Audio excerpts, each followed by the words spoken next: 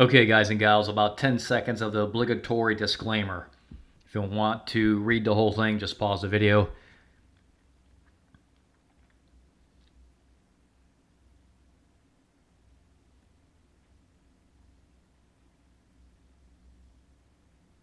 Okay, everybody, I've got my espresso here, and I'm getting ready to do an S&P 500 futures review. Let's see what happened in the stock market today. Today is November 30th, the last day of the month. We're looking at the E-mini futures, but you can also trade, for those that don't know, the E-micro. Okay, MES. Okay, for those that may not be aware, there's also E-micro gold, there's E-micro crude. There's quite a bit of E-micros and other E-minis. Okay, let's look at this. Forget about this right now. This is just the start of the new day that already started. For those that don't know, futures trades 23 out of 24 hours a day, basically. Most futures products, I should say. Some grains and livestock and stuff and dairy and whatever, they may trade some slightly different hours, but most futures products trade 23 hours a day, 5 days a week. So ignore this candlestick right there because that is the new one. All right, today was a pretty big day, right? We had a range of, let me get on top of the candlestick, 81. So it made up, I'll be honest with you, it made up more ground in one day than I thought it would. I thought we'd get a green day in here, and I thought it'd be like, more like 50 or 60. But so this is a pretty good range day. And so tomorrow, we'll just see what happens here. We could see this basically, if it gets enough legs underneath it, which right now looks kind of strong, but the MACD isn't. MACD is still looking weak on the daily, and the SMI is starting to look long too, or starting to look, strong, I should say. So it could easily tomorrow, make up the rest of this candlestick, and we could be right back to all-time highs. I think though, overall, there's still a lot of weakness in the market. So we'll just see what happens here. And don't forget on the daily cycles, and there's two of them here that I still have, the smaller of the two, that ends about 12:16. And then the larger of the two, which is this green one, that one ends about almost Christmas Eve, like the 23rd, okay? So just be aware of that even if we get up in here and get to all-time highs or whatever it's going to do, there probably will be some downward pressure coming in either to the 16th, through the 16th and the 23rd area. I would expect somewhere in here for prices to be challenged, wherever they may be at that, as they closer and closer we get to those dates, okay? So be aware of that for those that are looking to do swing trades, okay? All right, let's go take a look. So anyway, just my sense looking at this right now, yeah, day's pretty big, strong day. A bigger bounce than I was anticipating, which is nice. That's fine. Let's go look at the monthly. Nothing, guys. Nothing. It's not even a little blip on the radar. Yesterday's big down day, not even a blip. Look at this. Look at this, nothing. Of course, this is a very small candlestick for the month of November in comparison to most of these other candlesticks. Let's see, that range was 163. Definitely one of those smaller candlesticks. I'm just kind of going to look at some of these other ones real quick. Yeah. The smallest candlestick, guys.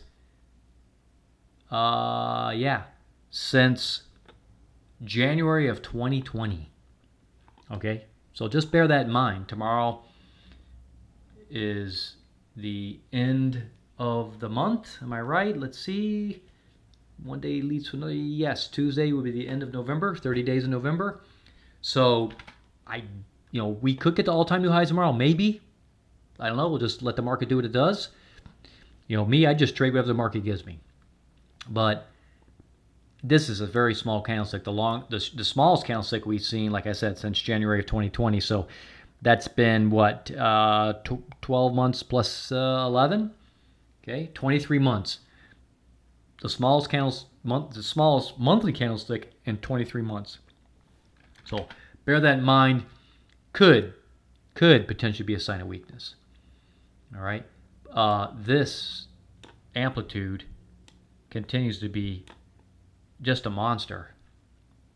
But the amplitude for the longest time was 29.6 29.66. It's now come down to 29.54 because, well, the monthly low, a new monthly low was set. I believe that was yesterday. Okay, let's go back and look at the monthly just real quick. Well, maybe I'm wrong. My bad. Yeah, maybe I'm wrong. Oh, wait. Let me see. Where was the first? The first is right here, and the low was 45.8650. Yeah. So yesterday set a new low for the month. This candlestick right here set a new low for the month. Okay, because that was the first of the month, and this one got below it just by a little bit. Okay, so that's why we have a different amplitude on the monthly chart. Okay, let's go look at the weekly. See what's going on here. Yeah, I mean, there's just, oh my gosh, there's just massive divergence signals all over the place. So the question is, of course, like I said before, for those who've been watching my channel, when we come out of these lows like this, where the indicators really bottom out and pop up, we get some false signals. That's what those are. And in here is probably false signals too. But these last two, those are not false signals. Those are legit. And the real question is, are these divergence warnings, was that it? I'm thinking no. Even if we do come up, guys and gals, and hit an all-time new high, I don't think we're done. I think this is going to be a little head fake and then more trouble to come. That's just instinctively what I see happen with price action. And the reason I say that is because look at this. Here to wherever this comes up. Let's say it does one of those. Right? You just kind of go point to point here. That's what I see, guys. Something kind of like that going on. Potentially. Okay? Now remember, that's weekly chart we're looking at. So I'm not convinced yet that we're going to just that this big down day is all there was to it. I'm not convinced of that. We'll have to see how this plays out. The MACD, well, once it gets this kind of gap, just going back, let's go back here a little bit. Let's zoom out a little. Generally speaking, and not always, obviously, but once the MACD tends to get a gap in it, it tends to follow through, right? What I mean is, you'll notice from like right here to right here is kind of similar to what we got going on now, right? And then it kind of pinches, right? You get this little pinch going on right in this area, it kind of pinches up. But it's not enough really to sustain a big bounce, right? And it just continues on. When the MACD gets those kind of gaps, that's usually continuation. So what am I talking about? Well, look right here how the MACD was going down, and this said, hey, we're going back up. And even the SMI kind of gave a hint at it. But they didn't last long. Now, granted, I know that this whole section here was the quarterly options expiration, quad witching stuff. So that's typical for that time of year. But I'm just kind of looking back here to see what else we got going on for just kind of as references for what how the MACD behaves. See, even in here, it started, it got a big strong rebound. You got this big candlestick there. Then it got a big rebound, but it wasn't able to sustain it because there was a few more days in there, right? Overall, it broke below the 50, and you had 1, 2, 3 out of 6 days, 5 of them were red, right? And eventually it got below the 50-day moving average. So that's kind of the behavior that I see once that MACD starts to separate like that. And it did it again right here, see? Came down, you get a little fake, and then bam! See that? So, just instinctively looking at this price action, that's what this reminds me of. The MACD is going to be the overall big daddy. I shouldn't call it big daddy, but the granddaddy, if you will, of all indicators. And I don't think it's just going to give up this gap quite easily. And I think this stuff in here could very well be a head fake. And we might get something like this tomorrow. We might even get all-time highs, whatever. But I think we're going to see some more price decline. And maybe it comes down and touches the 50, maybe it doesn't. But I think there's more in this.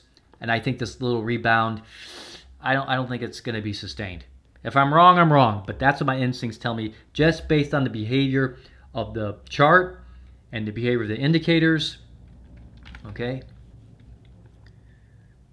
Yeah, this was a huge divergence warning. Which, what day was that? Yeah. It showed up big. I don't think we're done, folks. I really don't. I don't think we're done just yet. I think that, you know, like I said, you're going to get something, maybe you get something like that. You might even get all-time new highs. And then I think you're going to get bombs away here a little bit. Okay? Subscribe to my YouTube channel. I appreciate a thumbs up. Don't forget to click that little bell to be notified of all the videos. And take advantage of that $5.95 membership, guys. Okay? I can't give it away. It's about as cheap as it can get. I cover crude oil. I cover wheat. Okay? I cover gold. All right? I cover a slew of different products. Okay? I cover natural gas. You get all that for $5.95. And if I think there's trade alert on any good products, I put it out. Like I just put out a trade alert on gold, which the premium members are going to get a gold review today later on after I do this video, okay? So you don't get that when you're just subscribed to the YouTube channel. $5.95 is a steal, guys. It's a really good offer. I've had a lot of people make a lot of money using my videos, okay? And they factor into their own trading, and a lot of them are doing really, really well. Plus, you get to join the Discord server, and you get to chat with other members and other traders. Take advantage of it while you can, guys. Talk to you all real soon again next time.